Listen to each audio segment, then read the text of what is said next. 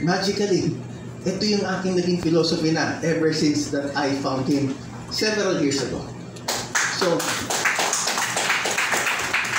if only our leaders can understand that ito ang biblical doctrine, lahat kayo subject to the power of God. Amen. Again, I will correlate it to our preamble, which represents the vision statement of our country. Lumalabas talaga, every time there is that Almighty God, He reigns. He is supreme. Kaya nga lumalabas, hindi naman tao nagboto sa inyo. Tao nagboto, perhaps, but God allowed it to happen for whatever purpose. Because that is found in the Bible. Sasabihin ngayon siguro ng iba nakakarinig sa akin ngayon, fortunately, this is a Christian group. But for others, baka sabihin, uy, ano nangyari kay Atty. Mison? Bakit ganyan na siya magsalita? That's the power of the Bible. Amen. That's why, nagkaroon ng National Bible Week, National Bible Day. It's just a matter of implementing it. And I hope groups like this will proliferate all over the country to be able to spread what I'm trying to explain to everyone. Lahat ng ginagawa ng tao nasa Biblia at dahil sa Panginoon. So, obedience is the basic law. Anong paniniwala po natin? If any Filipino who loves God fail to follow the law of God, there will be retribution. Any Filipino who fail to follow the law of the land, there will be punishment, imprisonment, fines. Same thing, right? So it's obedience. Yan ang kailangan po natin. Doctrinal, biblical. Okay? And love, again, sorry to be redundant, nasa preamble na po natin yan. Okay?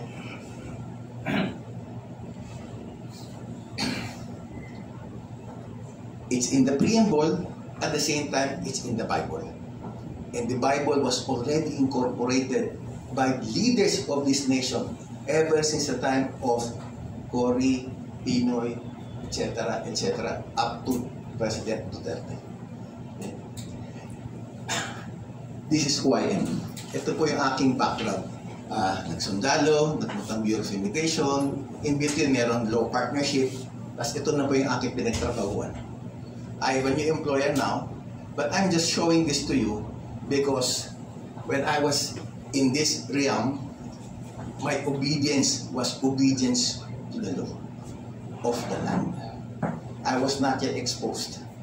Now, what if, let's say, when I was still serving here in government, in the Army and in the Bureau of Immigration, I was already aware of what I'm saying now, that the law of the Lord is, the law of the land is based or anchored on the law of the Lord. Kaya Pastor Jojo, yung balance natin, we don't have to be legalists, we don't have to be spiritista. And in the next chapter of my life, ito po yung pinagtrabahuan ko. At that time, I already knew, I already understood, I already somehow was made aware that all of these legal things that I've been teaching in law school, 20 years na po ako nagtuturo sa law school. All of this law that I teach, that I've been teaching, are anchored on the law of God. Lahat po ng lingkod bayan, all public servants, do you know yung kanilang oath of office? Yung nanunumpa sila before, that's the final act that will officially make them part of the government. Alam niyo po ba yung sinasabi nila? Ay, hindi po. Yung bandang huli na sinasabi nila? So help me God. Thank you, Pastor, sir. Ay, nawala na naman. Nawala. Sayang. Sayang. Anyway, nakalagay doon sa oath of office, so help me God. But at the same time, meron tayong panunumpa sa watawat. I noticed meron po kayong CCL hymn. Every Monday flag raising formation. Tataas ang bandila for in all government agencies. Meron panunumpa sa watawat. And they will swear, very short. And they will say 4 things. 4 things that our country represents. Makadiyos, makatao, makakalikasan, at makabansa.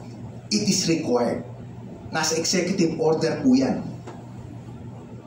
I'll say it again.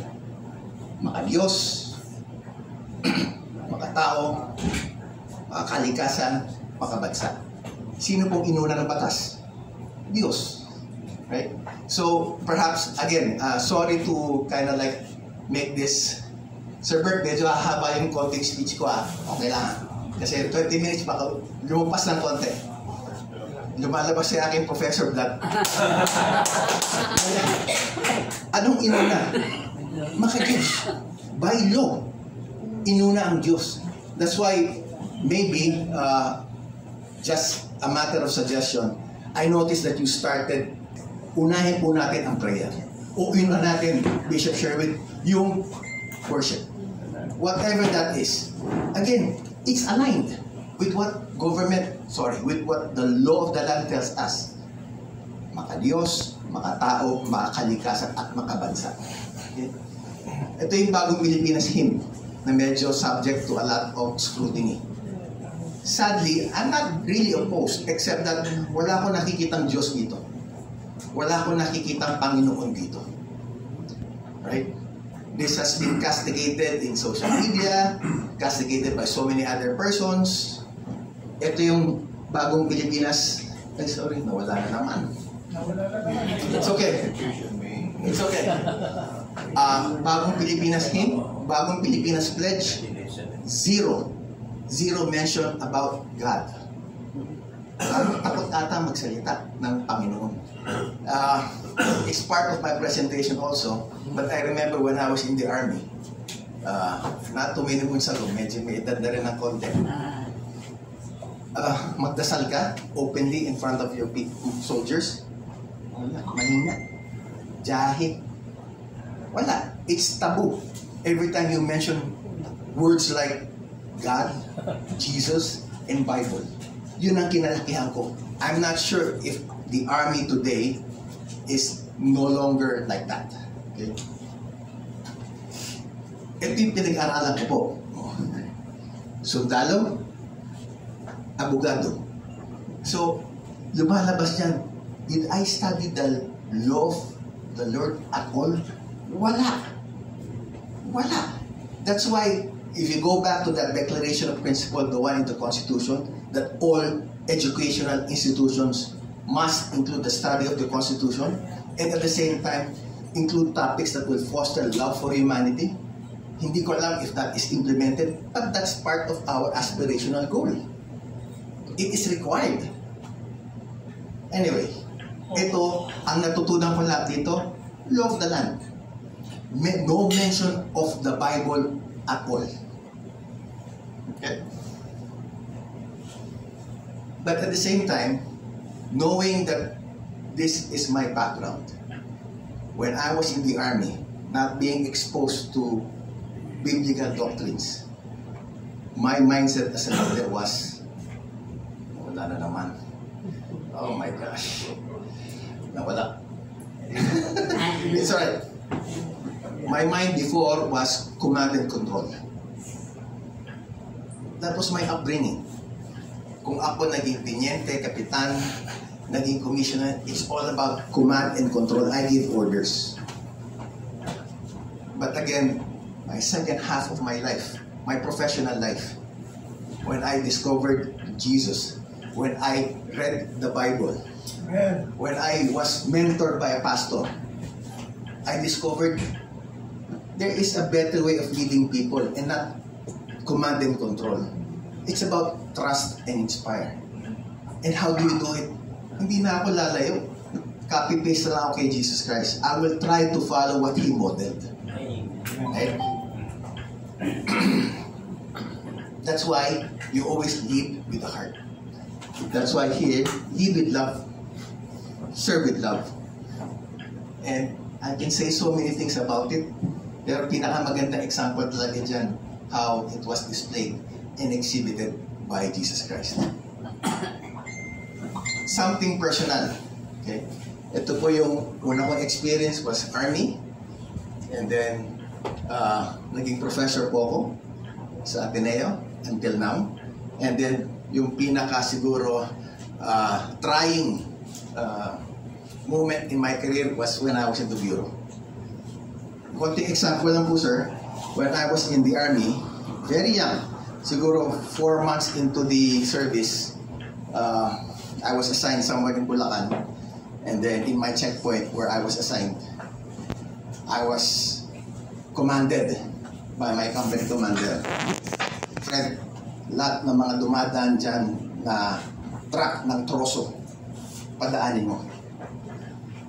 Meron tayong 500 pesos dyan. And dumadaan po yung troso twice a day. So 1,000 pesos. But way back in 1987, alam niyo po ba ang sweldo ng second lieutenant na sundalo?